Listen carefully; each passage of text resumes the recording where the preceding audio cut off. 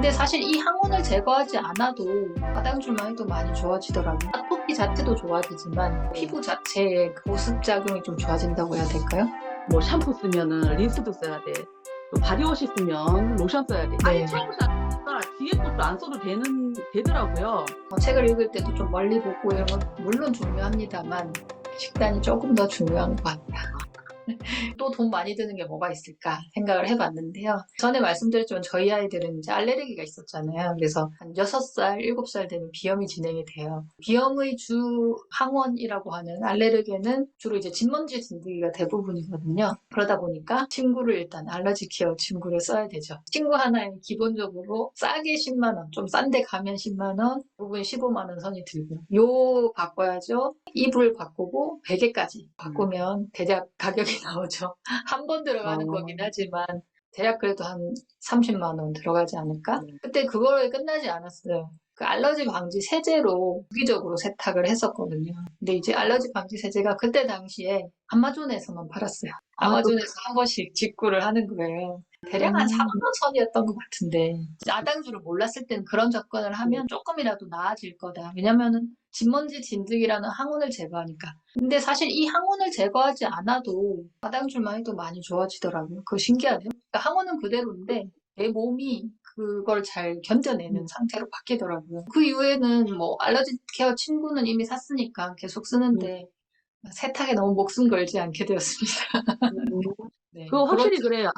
아당줄을 하거나 아니면 성인들 같은 경우에도 저탄고지 식사를 하면 제일 먼저 좋아지는 거, 제일 또 많이 좋아진다고 하는 게 비염이에요. 저 맞아요. 역시도 정말 어릴 때부터 비염, 또 우리 축농증이라고 하는 거, 정말 이렇게 농이 차가지고 그렇죠. 코 뒤로 넘어가는 그 느낌 너무 싫은데 음. 그게 제일 처음 좋아졌다라고 딱 몸으로 느꼈거든요. 얼마 전에 또 헤이드님 인터뷰에서 아이들 코막힘부터 해결됐다는 말 많이 하셨고요. 그죠? 네. 만약에 아당주를 안 해서 비염이 생기면 이렇게 쓸데없는데 돈이 많이 들어갑니다. 알러지 케어 침구와 세제 이런데. 그리고 저희 아이들 겪었던 이제 피부염. 피부염에 들어가는 보습제가 장난이 아닙니다. 보습제를 쓰자마자 온몸에 한 번 쫙 도포를 한 번 하고 그거를 하루에 네. 한 2번을 해요. 그러면은 정말 두터운 그 알러지 음, 보습제가 한 달 안에 그냥 하루 다 써요, 그냥. 정말 듬뿍듬뿍 발라줘야 되니까. 그러니까 이걸 뭐 작게 잡아도 한 2, 3만 원 하지 않겠어요? 한 달에 음, 2, 3만 원 그냥 깨지는 거라고 보시면 되죠. 그런데 아당주를 하면 이런 게 그냥 사라지진 않지만 사는 음, 횟수가 줄어들죠. 아당주를 하면서 좋은 지방 많이 쓰고 지용성 비타민 E 뭐라든가 이런 거 피부에 다 좋은 것들이잖아요. 네. 아토피 자체도 좋아지지만 네. 피부 자체의 그 보습작용이 좀 좋아진다고 해야 될까요? 우리 아기들 목욕시키고 나면 음, 로션을 바르는데 보통 우리 아기 키우다 보면은 아이용 바디워시 같은 거 쓰고 음, 아이용 샴푸 쓰고 로션 바르고 뭐 이렇게 키우시잖아요. 저도 첫째, 둘째 때 아기 때는 다 그렇게 해줬는데 아당줄 하면서 사실은 이제 음식뿐만 아니라 전반적으로 뭐 화학 제품을 덜 쓴다든지 플라스틱 쓰지 않는다든지 그런 건강에 대해서 좀 관심이 많아지잖아요. 그래서 제가 생각을 했을 때 이런 거 다 화학 제품인데 싶더라고요. 이렇게 음, 로션이고 이런 것들이. 그래서 저희 애들이 어렸으니까 한번 물로만 씻겨봤어요. 음, 물로만 씻겨면 나 좀 더럽지 않을까 생각을 했는데 의외로 애들은 그러니까 머리만 좀 샴푸나 비누를 해주고 몸을 물로만 씻겼는데 너무 깨끗한 거예요.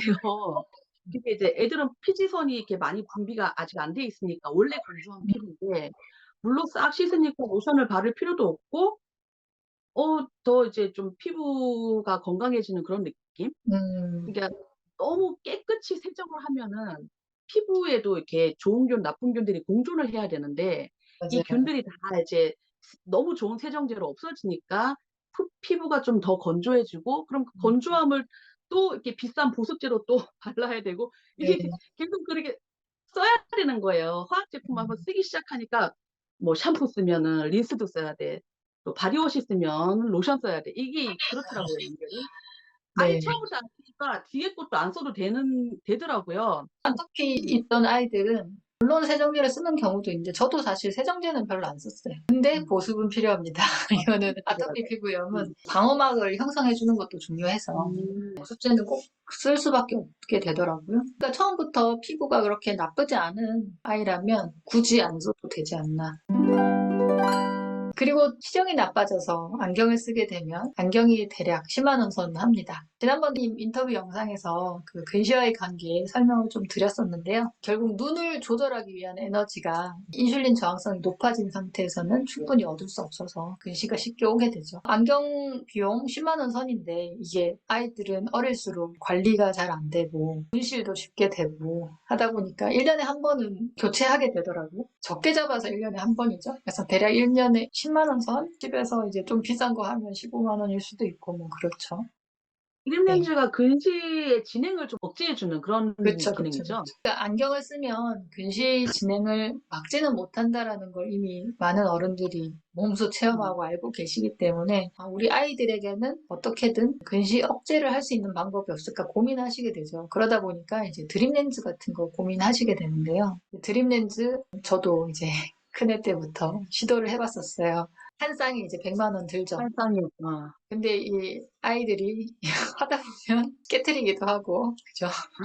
한 번 깨먹었고요. 100만 원짜리 깨먹었어요. 물론 한정만 깨서 50만 원만 추가로 들긴 했는데. 그리고 이게 생각보다 그 관리해주는데 쉽지가 않더라고요. 잘 때 끼우고 아침에 빼줘야 돼요. 그러면 이제 그걸 엄마가 항상 해줘야 되는 거고. 그러는 사이에 이제 각막이 좀 다치기도 해요. 그러다 보니까 아빠가 자꾸 수시로 가서 각막 괜찮은지 확인하고 실제로 아파서 못 끼는 날도 있어요. 그러다 보니까 결국엔 드림렌즈도 1년 정도 시도하다가 제가 힘들어서 아이들도 막 눈이 다치고 힘들어해서 결국 포기했어요. 근시가 진행되는 속도라는 게 있잖아요. 보통 성장하고 연관이 있다고 하는데 하당조를 하니까 드림렌즈 했을 때랑 더 비슷했던 것 같아요. 그러니까 드림렌즈 할 때 시력이 많이 나빠지지 않았어요. 이렇게 얘기하곤 했는데 그 정도 수준으로 항상 서서히 조금씩 안 좋아졌어요. 아당주를 하면 아무래도 좋은 고기도 잘 골라 먹게 되고 좋은 지방을 먹게 되니까 이제 비타민 A, 지방을 좀 먹게 되면 몸에 이제 점액질이 좀 촉촉해지는 그런 효과가 있잖아요. 피부라든지. 그 눈에도 그게 좋은 효과가 있을 것 같고 저희 애들이 아까 말씀드렸지만 3살, 5살 때부터 시작을 했는데 겨울방학, 여름방학, 그러니까 치과와 마찬가지로 안과도 이렇게 정기 점검을 가는데 초등학교 3학년 첫째는 눈이 되게 좋아요. 네. 걔는 막 멀리 있는 것도 막 읽고 막 그래요.